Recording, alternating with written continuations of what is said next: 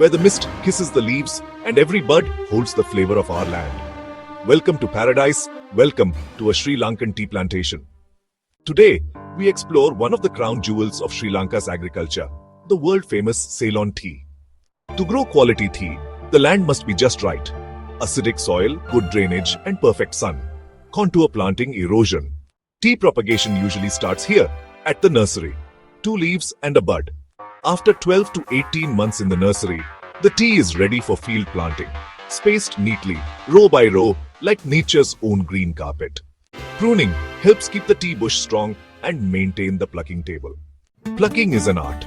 Only the tender 2 leaves and the bud, good fertilizer, natural compost, and shade management ensure healthy bushes.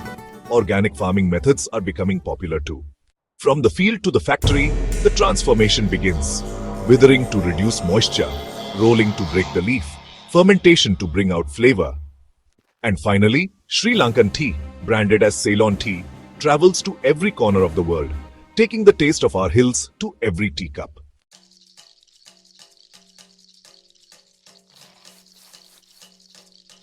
If you enjoyed this video, don't forget to like, comment, and subscribe to Pharma.